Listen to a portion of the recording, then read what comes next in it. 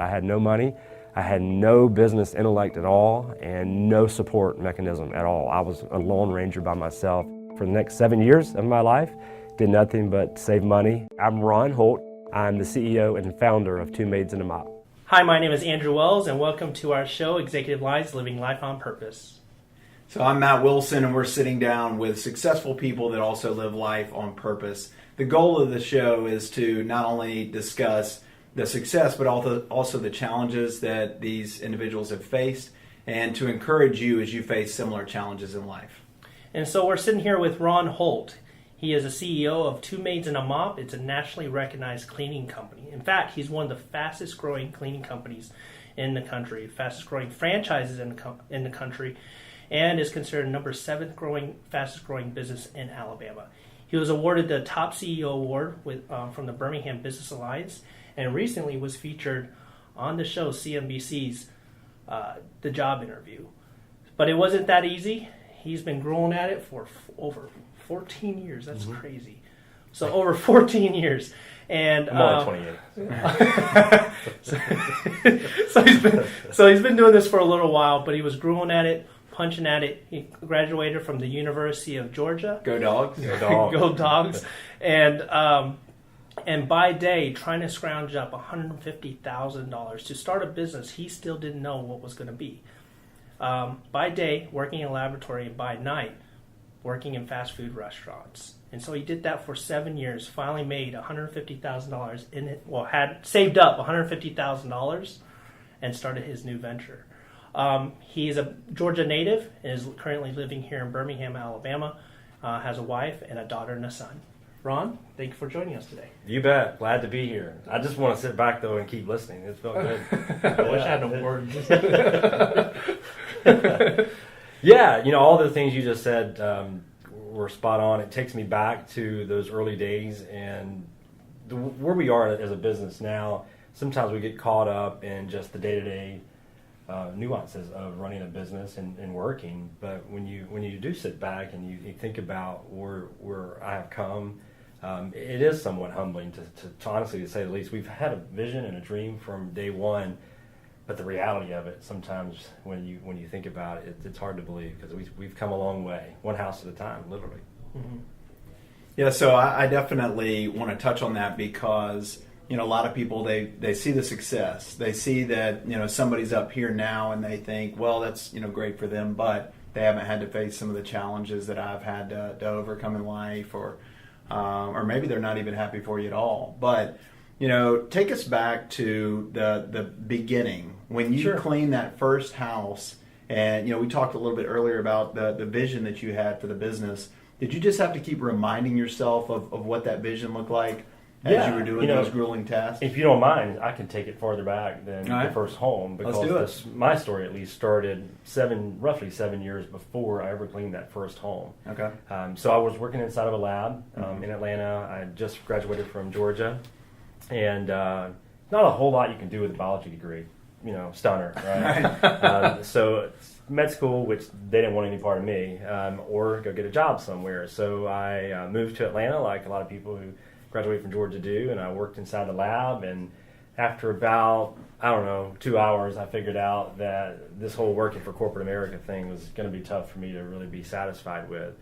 So, I did my thing and I kept working. I just thought that, hey, you're not necessarily supposed to be that happy. You're just supposed to do this. This is what adults do, right? So it took a while for me to really formalize what I wanted to do with my life. And once I made that decision that I at some point wanted to be an entrepreneur, I put together a real plan. And I got out an old school pen and paper. This is a true story. And it was one Friday night and I was all by myself.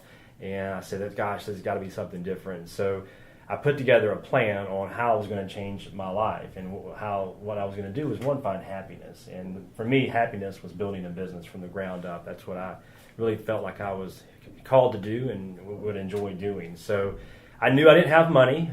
Really all I had was desire. But I knew at some point I needed some type of capital to make this business happen. So I knew that the job I was working inside that lab would grow, and there probably would be raises and promotions and more money, in other words, that came along with that. But I also knew that it wasn't going to be enough. I was going to have to do some other things to get to a point where the business would be able to, at some point, claim that home that we're going to talk about in a minute. So for the next 7 years, literally the next 7 years, I worked odd jobs. You talked about the hamburger joints. I worked inside a Kmart, of all things, flipping burgers. I didn't know how to flip burgers in Kmart? Yeah, this was way back in the day. Before they went out of business. Yeah. It wasn't a dream job, and I can't believe I did it sometimes. I worked these crazy jobs selling. Have you ever seen the for sale signs on the weekend? In the neighborhood, it says for sale 200,000 and up or whatever. That was me. I was putting those signs out on the ground, one after the other, hundreds in Atlanta. Worked, even mowed friends' yards. On top of that, I had fallen in love with Warren Buffett at the time. Who hasn't? The guy's super successful, one of the richest men in the world. So it's easy to emulate all the things that he's done with his life. But that's not necessarily what I fell in love with. I love the fact that he was very humble, sort of, Midwestern. I related to real well, being from South Georgia. So I saved a ton of money, basically, after learning that Warren Buffett, that was part of his recipe as well. So I ate crazy foods at night, the same foods over and over again, because even though I flipped burgers, I didn't necessarily know how to cook anything else. Yeah. So I eat really cheap foods and kept doing well inside the lab as well, and had designated this really fat number of $150,000 as my moment to go big and take a shot. I had planned on that to take roughly 10 years, and was fortunate that it really only took me 7 years. But for 7 years, literally for 7 years, day after day, all I thought about was getting that business open, and didn't necessarily know what the business was going to be during those 7 years, but I knew at some point I was going to take a shot, and it was going to be a business. Now, over those 7 years, a lot of things happened in my life. I matured as a person. Learned more about business in general, about our economy, about other businesses that have succeeded and failed. Learned a little bit even in the lab. Some things I learned in the lab helped with my business intellect as well. So long story short, 7-year journey that had a lot of pain associated with it, because when you're in your 20s in Atlanta, you kind of want to have fun. And I did have some fun, but I also decided to stick around the a lot of sacrifice. Yeah. And saved $150,000, no capital infusion from the family, no capital infusion from a bank or outside investors. That was just me working hard, trying to save money and make money to get to that point. So I know you asked the question about how did it feel to clean that first home, but I want to make sure, I always like to stress the journey it took to just clean that first house. If I'm talking too much, tell me. But no, you're great. So after that 7-year journey, during those 7 years, I had sort of formulated what it was going to be.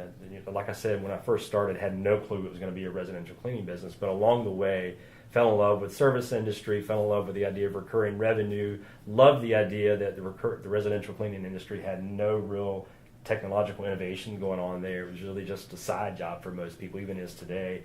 So I felt like I could really tackle this industry without a whole lot of other people noticing that I was doing it. So decided to move to Florida from Atlanta. I started the first started my cleaning service down there. It was called Two Maids and a Mop, and cleaned my first home on April Fool's Day of 2003. And you got to remember, even though I did all those crazy jobs, flipping burgers and such, I still had come from a very formal environment. Inside the lab, I was the director of the lab, and I managed PhDs, I managed chemical engineers, tech people. And it was a very high-level job. Even traveled the country on a regular basis. So you take me from that point to where I started this business, cleaned the first home. I was out there cleaning someone's dirty toilet in the week before, managing PhDs. It was a whole nother. You talk about culture shock. Could not be a bigger culture shock than that was for me. And on top of that, I was in this somewhat brand new community for me in Florida. I wanted to be in a coastal community because I thought I was going to be able to fish and play golf and stuff like that on the weekends. Turns out when you start a business from the ground up, that doesn't happen either. So the first day we cleaned 2 homes, and it felt like we generated $110 in revenue. It felt like the most money in the world. And the rest is history. We'll talk about that history. But yeah, that first day was monumental for me, and it's hard. It was really hard work. It's physically hard, obviously. But it was something that I was extremely excited about and proud of. And I can still remember cleaning that first toilet. And there was a part of me that said, why aren't you embarrassed by this? And I wasn't. I was super excited because I saw what was in my future. And as much as I don't necessarily want to get older, I couldn't wait to really just fast forward to see where we were going to be down the road. I didn't know it was going to take 14 years. But I couldn't wait to really look down at the road to see where we would be down the road because I knew it. I knew it was going to happen. So, awesome. What kept you going? I mean, for me, you're working 7 years and you're kind of, because at that time I don't think you knew it was going to be 7 years. Right. You might have thought it could have been 3 years. Hoping, in fact, you're hoping 3 years and then maybe one more year, maybe one more year, and then it just happened to be 7 years, and then now you're at it again, and it's like, okay, you're 14 years in. But now you're starting to see it, but it's 14 years before you're now starting to see that. So what kept you going from there to now? So the same vision I had when we first cleaned that dirty toilet in 2003 is the same vision we have today for Two Maids and a Mop. It's to become the nation's fastest growing, most innovative residential cleaning service in America. So today, when I say that out loud to people, it makes sense. We're not the largest residential cleaning service in America, but it makes sense that we could at some point become that because of where we are. But I said those same words 14 years ago to the very first employees we hired, and we only had 2 homes to clean. And I believed it just as much as I did today as I do today. So to me, that's where it's got to start for everyone. Whether you're building a business, building a family, building a church, whatever organization you're building, you've got to have some type of vision in place, and it's got to be bigger than words on a piece of paper. That's where it started for me. Were words on a piece of paper, but it's got to be more than that. How often have you worked in a business and during orientation they shared with you the mission statement? Maybe you even had to recite it at some point. Maybe it was on the lobby wall and you saw it, and then after that was it, right? It was just words on a piece of paper. To me, the organizations that succeed and maybe even transcend generations are organizations that have a vision that filters all the way from the top all the way to the bottom. So for me, I said it out loud from day one. No one believed me. No one really even cared to listen at the time. But I knew that it had to start with me, and it had to be so strong inside my heart that at some point someone was going to cling on to that and follow along with me. One of the first employees that I hired, her name was Colleen Keeley. Hey, Colleen. Colleen's still with us today. Colleen cleaned toilets with us 14 plus years ago in Pensacola, and she's still with us today. And she's ridden this wave with us the whole time we've been here. And I told her, sat across the table from her, and I said, at some point, you're going to work with an organization that's going to become the fastest growing, most innovative residential cleaning service in America. And she can tell you to this day that she thought it was crazy. I was some lunatic. She was just there to get a summer job. Right. She was in college at the time. And she's now a real tax-paying adult, and she's had a lot of success because of our success. So, that's just one example of where someone who listens. There's 50 other people I told that to who didn't listen, who didn't believe that. But I did, and other people did, and those are the people that have really allowed for this type of success to occur. And the same thing for any business. It's not the nuts and bolts, it's not X's and O's that sometimes makes or breaks a business. It's really just truly the vision for what someone's built.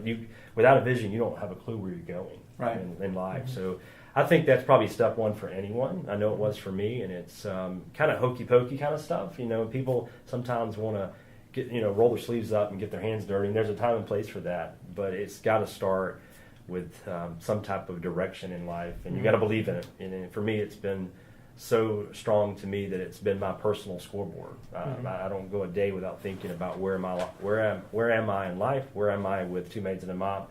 And am I doing enough to realize the vision? So nice. Well, that's fantastic stuff. And the Bible says that where there is no vision, the people perish. So you've got to have vision if you're trying to do something that's bigger than you, especially. And so I think that that's great information for people to have. If they're just working hard but they don't realize whether they're not getting anywhere, what is that bigger vision for their life or their business or whatever organization they're a part of. So I think that that's valuable information.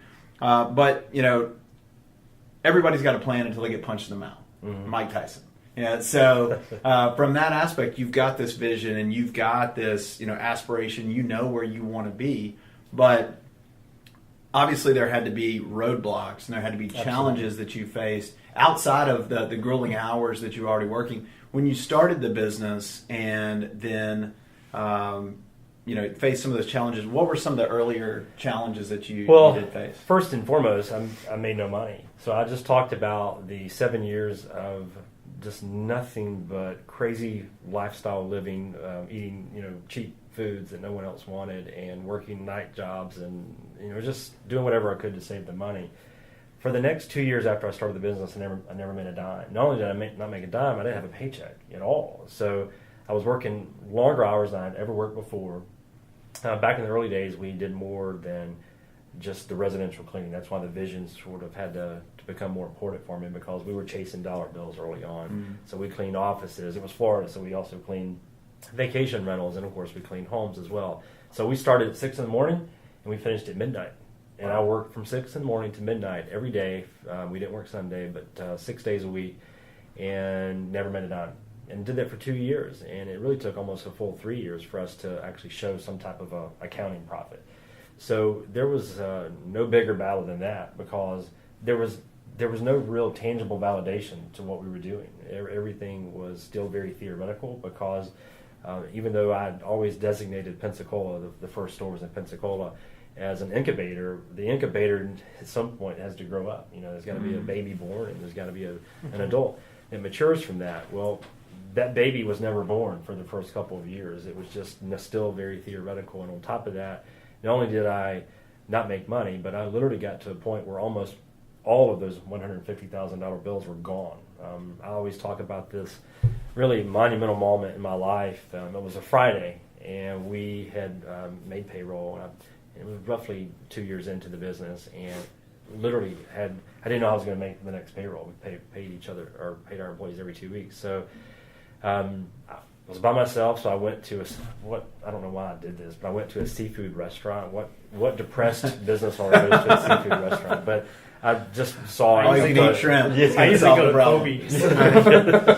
So I pulled in, and it was me and they were probably my age now, but a bunch of older folks. And I'm sitting there by myself and feeling very sorry for myself. And I called my dad, and my dad's no longer with us, but he was my best friend, still is today. And he meant a lot to me. He's also an entrepreneur at a more retail level. And I told him, and I thought Dad, being Dad, was going to we were on the phone, but put his virtual hand around me and say, cheer up, you'll make it happen. He laid into me and said, this is your decision. You got to work hard. You got to get off the mat, and you got to make something happen. This is you. It's your business. You got to do something about it. This is what you've always wanted. So believe in yourself and figure out a way. And there are no magic potions in life, and I don't necessarily know what happened over the course of the next 2 weeks. But what I do know is, after that moment in my life where I felt so sorry for myself and literally almost gave up. And after hearing my dad's words, nothing since then has ever been the same. Life has been different for me and everyone around me. And, it was a tough time. And I wanted to quit, and I wanted to give up. And everyone's going to have that moment. Everyone's going to have that moment in any capacity, whether it's even in the professional, even if you do have a job, even though that's not for me. Right. Even if you do, you're going to have that moment where you think you've made the wrong decision, and you're going to want to give up. Something's got to give you the reason to keep going. Mm-hmm. So yeah, a lot of sacrifices, even along the way. I was 2 years deep into this, and every now and then I'd still have a broom in my hand. And It's fun to have the jacket on now and sit in the Ivory Tower in downtown Birmingham and be on CNBC and look like a movie star for 5 minutes of my life. But the reality is, it wasn't that much long ago where I was doing some really blue-collar things, like cleaning dirty toilets still. And to me, that was a pretty big sacrifice, because I'm terrible at it, number one, but also because that was not. It was supposed to be part of the journey, but it wasn't supposed to be that long into the journey. Yeah. So. Yeah, the endurance is very difficult, because I know even in my own challenges, and I appreciate that you say that, because that's a long time. Well, I said, I'm pretty impatient in my own. I mean, you had this encouragement, you had support, which is actually why we're here, because we talk about that support, because not a lot of us have it. Mm-hmm. And you had your dad. What if your dad wasn't there? What would you have done? It would have been tough. He was... he always would say, I don't know why you ask me for advice, because, you're making a lot of the right decisions. But for me, he was someone that I trusted, someone that I believed in, and someone, most importantly, I wanted to make proud. That was the most important thing in the world to me when I was younger, was to make my mom and my dad both proud of what I was doing. That's changed, as now that I have children, things have shifted a little bit. But early on, that was truly it. I just wanted him to talk to his buddies and say, "Hey, look at what my son's doing." So the last thing I want him to do is say, "Look what my son is doing," and I'm failing. Right. It made my day when he just literally bragged about us. And one of the things that he did pass away just over 5 years ago now, and at that time, we were ramping up our growth. That's kind of when it all really started to happen very fast in terms of our growth. And we were in a hospital room in Emory in Atlanta, and we all knew that it was sort of the end of his time here on Earth. And but he still had still has brain. So he said, "Hey, I know at some point I'm not going to be here to see it. Two Maids and Mop is going to be a national brand that people know. They recognize you, and they recognize the brand." And at the time, I was like, "Come on, Dad, that's a little bit of a crazy goal for you." But when I walked away from it, and I still think it today, even though he's not here, I'm not letting the guy down. Right. It's enough for me to keep fighting and to make him proud. And I'll see him again, and then I want to remind him what he told me before he left Earth, and how it's guided me along the way. That's awesome. And I think it's important to have those people that can speak into your life and encourage you. We're all going to face challenges. We're all going to have difficult times in life, but you've got to have those people that that can speak life into your situation and really get you beyond that moment. Because we all get to that point in something where we just want to quit. And if you don't have somebody that pushes you forward, I remember having a conversation with my granddad when I was starting my firm, and he said, it's a big step, but you can handle it, and there's no better time than now. And Jamie got that etched in glass, and I've got it in there in my office, where it's a quote attributed to him. But and I was with him this past weekend, and he had a stroke. This was after he had the stroke. It was January 9th, 2015, and it was that Sunday afterwards in that hospital room, and that was kind of an encouragement for me that I'd made the right decision, and so I think that's always important to have those moments where the person that is kind of a mentor or somebody that's giving you that guidance. They give you kind of that shot in the arm, and you keep on going. But so you've gotten to this point. You're 14 years in. Now you've kind of had the breakthrough. You're on the other side of the imminent challenges. What does legacy look like for you as you continue to build out the organization? What is Ron Holt's legacy? Well, it's I guess when you've got a vision, for me, the best visions are the ones you actually can never attain, right? You just keep fighting, right? You always are all the journey's always in front of you. So, when I think of legacy, it's hard for me to even rationalize it because I still see so much in front of me that I've got to do. You remember, I'm only 28, so I started this when I was 14. What I'd like to see in terms of legacy is someone that, when someone looks at my story, and whether it's today or down the road, they see that anything's possible in this country.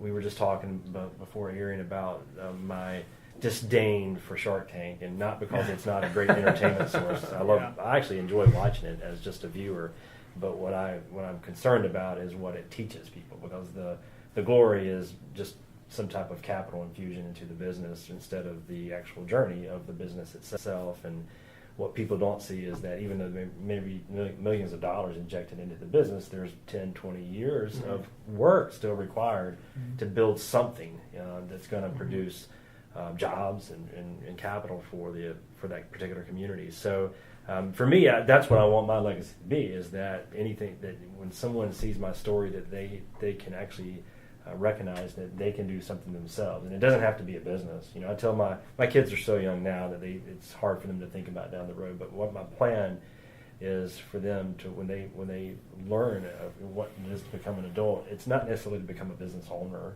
I'd love for them to be that because I love it myself. But they don't have to be anything but Georgia Bulldog fans. Right. Other than that, it's up to them. But whatever they do, that's a strong legacy. Yeah, that's right. Whatever they do, especially when your wife's an Auburn fan. I have no comment. Right.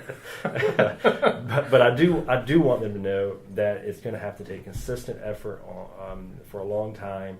And the glory's got to be down the road. It can't be tomorrow because if that's the end goal is just tomorrow, it's to me that's just not going to be the reward that satisfies me, and I don't think it satisfies many other people either. Because if you look at successful people, again, whether it's a church builder, whether it's a business builder, any organization in general.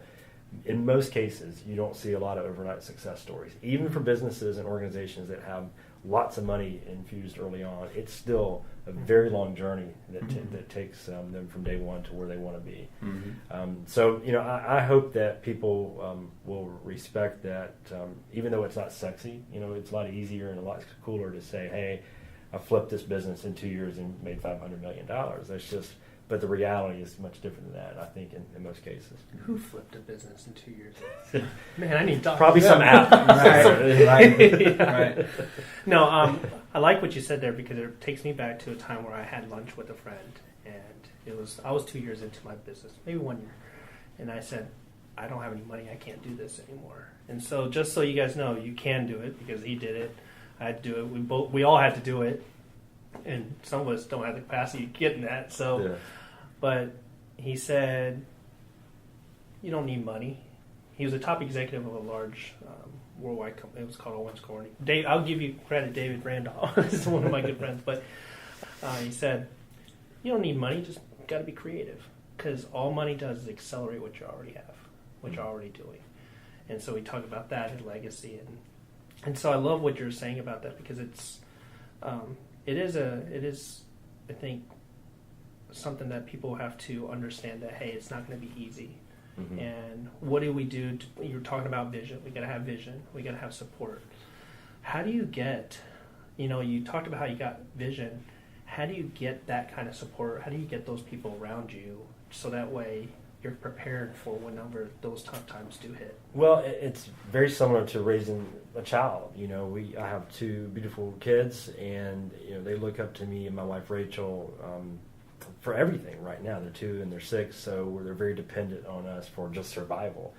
But the role of a parent is not much different than the role of a leader in any type of organization. And that organization is going to go through developmental stages very similar to a child. And early on, that baby-like infancy that a business, let's say, will go through is going to require the leader to hold it, care for it, and do everything to allow it to breathe, to survive.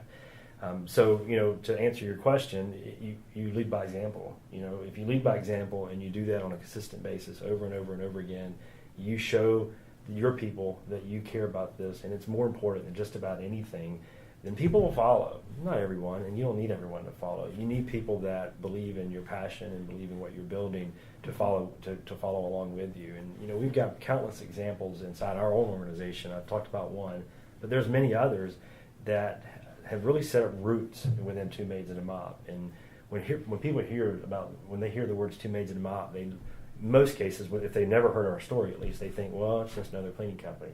But when they look deeper into the organization, they see that it's much bigger than just a cleaning company. Yes, we're there to solve a problem. We're there to clean homes and to free up time for families. But that's truly not our secret. The secret's inside those walls that we work in every day. And all those people that you see that work, if you were there today, you'd see people who really are there for more than just a paycheck. This is not a stepping stone. This is not some type of resume builder. This is something they're also building. They have their own vision for their own life, and Two Maids and a Mop is going to allow them to reach those goals. And hopefully it's going to be with us, but it may be in different directions. But either way, their roots are set up inside Two Maids and a Mop right now. And to me, that's because... I don't want to take too much credit, but that's because I've led by example from day one, and they've seen that. So that's good. That's awesome. Well, I know that this has been a great time for me, and I hope that everybody out there has been encouraged with this. So, Ron, I really appreciate you being here. You bet. Again, it's Ron Holt. He is the CEO of Two Maids and a Mop. If you have interest in learning more, twomaidsfranchise.com, and that's TWO maidsfranchise.com. Go check them out on the web. Definitely a great story. I know that it encouraged me, and I know it's going to encourage other people. So thank you so much for being here. You bet. Thanks for having me here. Thank Good you. times. All right. We'll talk to you soon.